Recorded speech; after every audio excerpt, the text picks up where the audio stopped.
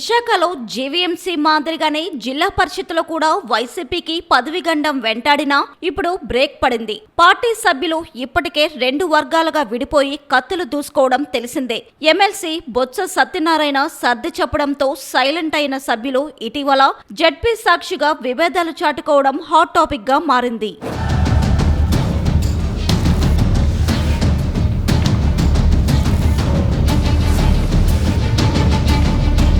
వైసీపీకి చెందిన జడ్పీటీసీ సభ్యుల మధ్య విభేదాలు బగ్గుమన్నా ప్రస్తుతానికి చెల్లబడ్డాయి. జడ్పీటీసీ సభ్యుల ఫోరం అధ్యక్షునిగా ఉన్న దొండ రాంబాబును కొద్ది నెలల క్రితం తప్పించడం జడ్పీ రాజకీయాలను వేడెక్కించింది.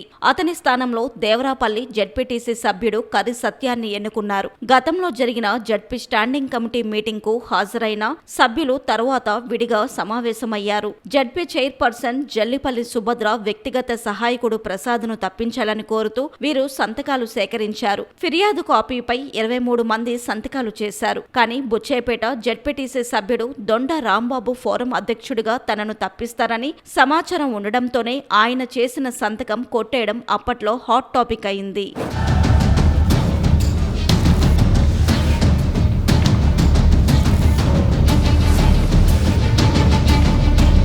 కాగా సిసి ప్రసాద్ పై ఫిర్యాదు గురించి YCP floor leader Parawada ZPTC సభ్యుడు పైలా సన్యాసిరాజుకు సమాచారం లేదని తెలిసింది. ఆయనతో పాటు మరికొందరు సభ్యులు సంతకాలు చేయలేదు. జిల్లా పరిషత్లో 39 మంది జడ్పీటీసీలు ఉండగా చైర్పర్సన్ జల్లిపల్లి సుభద్రతో కలిపి వైసీపీకి 36 మంది సభ్యులు ఉన్నారు. చైర్పర్సన్ సుభద్రపై అసంతృప్తితో గతంలో జరిగిన సర్వసభ్య సమావేశాన్ని 22 మంది సభ్యులు బహిష్కరించారు. తరువాత పార్టీ పెద్దలు బొత్స తదితరులు జోక్యం చేసుకొని చైర్పర్సన్ సభ్యుల మధ్య సయోధ్య కుదిర్చినా అది తాత్కాలికమేనని తాజా విభేదాలతో స్పష్టమైంది. ఫోరం అధ్యక్షుడిగా రాంబాబు స్థానంలో దేవరాపల్లి జడ్పీటీసీ సభ్యుడు కరి సత్యాన్ని ఎన్నుకోవడంతో సభ్యుల మధ్య విభేదాలు బహిర్గతమయ్యాయి.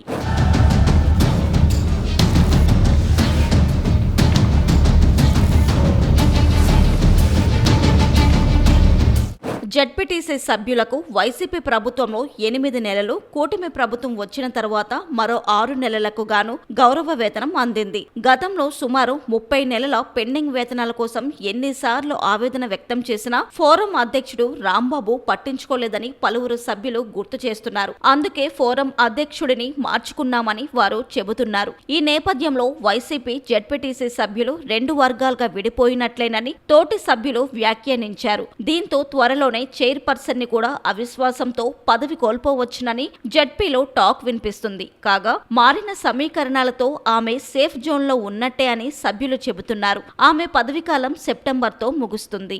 మరో ఒకరిద్దరు రకరకాలుగా చెప్తా ఉన్నారు. సో ఈ రోజు వాళ్ళు పెట్టడానికి కూడా అటువైపు ఏమీ కాసు లేదండి. మీకు తెలిసిన విషయమే. జగన్ గారు అదే విధంగా పార్టీలో ఉన్న పెద్దలు నేను అప్లికేషన్ పెట్టకుండానే వాళ్ళు నన్ను గుర్తించి ఇచ్చారన్న విషయం మీ అందరికీ తెలుసు. సో ఆ రోజు నుంచి ఈ రోజు వరకు కూడా పార్టీ కానివ్వండి, లేదంటే ప్రజల సమస్యల పట్ల కానివ్వండి, లేదంటే ఈ జిల్లా పరిషత్ లో ఎన్ని రకాలుగా ఏ వింగ్స్ ఉన్నాయో అన్ని రకాలుగా కూడా న్యాయం చేసుకుని వెళ్తున్నాను. సో ఇదంతా కూడా అవాస్తవము. ఏమైనా ఒకరిద్దరు అలాగ అనుకున్నా కూడా అది పుకారు మాత్రమే. అసంతృప్తి అనేది ఏమీ లేదు. ఒక మా కొలీగ్స్ ఎవరైతే మా జడ్పీటీసీల సభ్యులు ఉన్నారో వాళ్ళకి ఒక పదవి కావాలి అని అనుకుంటున్నారు. సో అది ఒక పదవి కావాలంటే అడిగితే వచ్చేసేది కాదు. సో అది పూర్తిగా అది తప్పు అని అధిష్టానం కూడా చెప్పడం జరిగింది. ఇప్పుడైతే ప్రెసెంట్ అలాంటివి ఏం లేదు. చిన్న చిన్న ప్రతి ఇంటిలో కూడా ఒక ఫ్యామిలీలో చిన్న చిన్న గొడవల్లాగా ఉంటది. చిన్న చిన్న పొరపచ్చాలు ఉంటాయి. సో అది అన్నిటి కూడా ఏ ముందు ఏటనేది కూర్చోవడం జరిగింది, మాట్లాడడం జరిగింది. ఇప్పుడు ఏమీ లేదు.